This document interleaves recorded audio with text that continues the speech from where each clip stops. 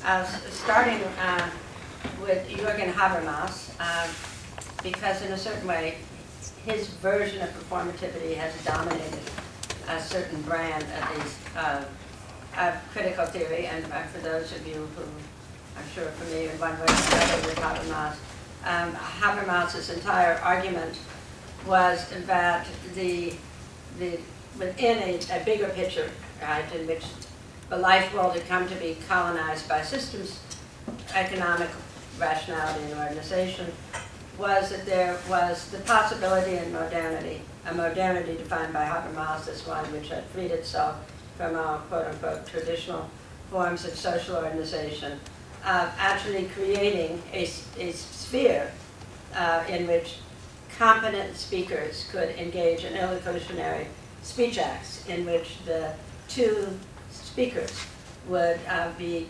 convinced by nothing but the force of the better argument. And that within the pragmatics of illocutionary speech, and only in that kind of speech, idealized presuppositions would arise in terms of any disagreement that arose between the two speakers.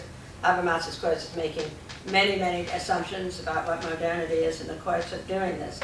And those idealized presuppositions are reciprocity, mutual understanding.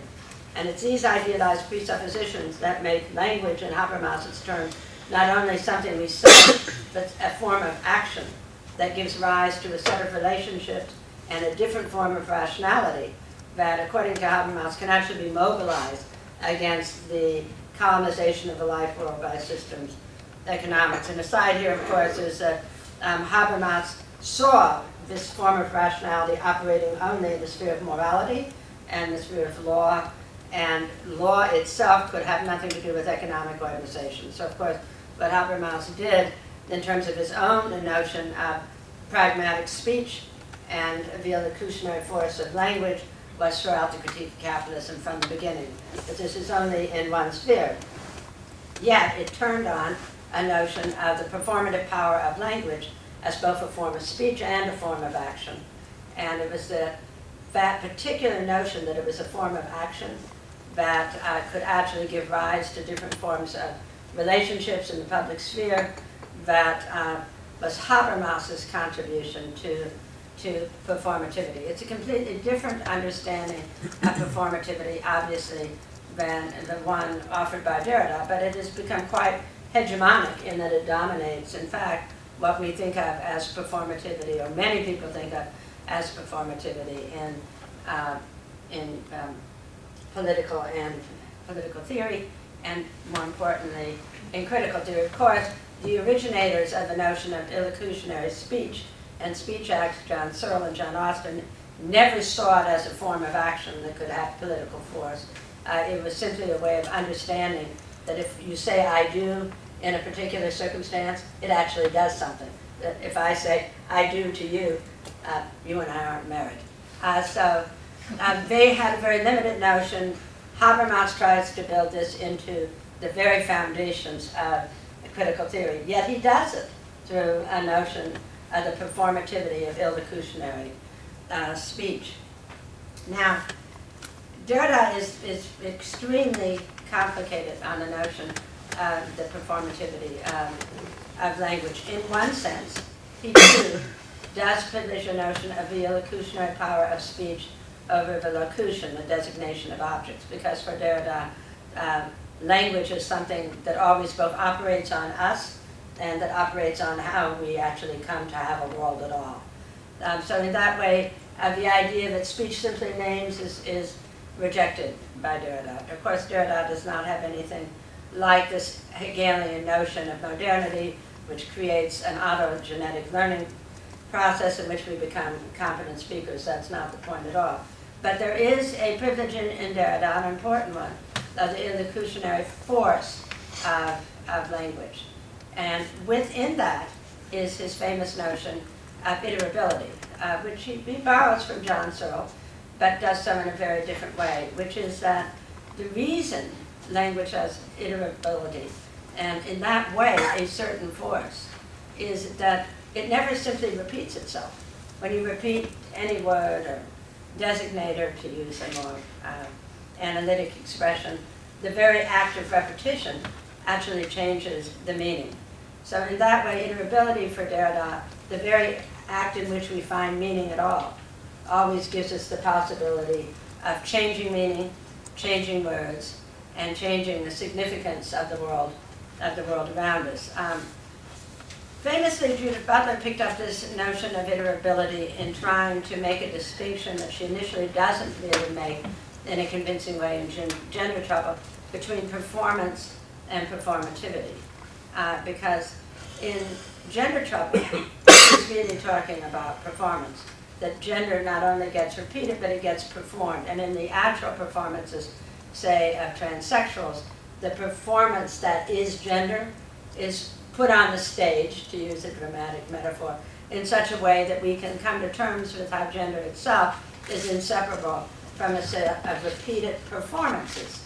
But the notion of performance in Butler and the difference between performativity and performance is not clearly drawn in Gender Trouble. By the time that Butler comes to begin to read Derrida and come to terms with iterability, and of course this now gets into the debates with Habermas about political agency.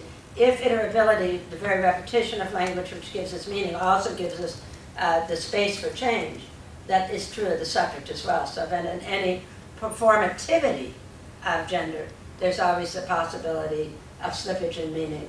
And in 1998, Butler and I debated this in terms of the feminine within sexual difference, in which that if the feminine within sexual difference is not one thing, that then it's iterability, and with its imaginary dimension, the feminine with its sexual difference could always explode through the very iteration of it, even through the myths of it, a new way and space of being feminine, which I was to later call the imaginary domain.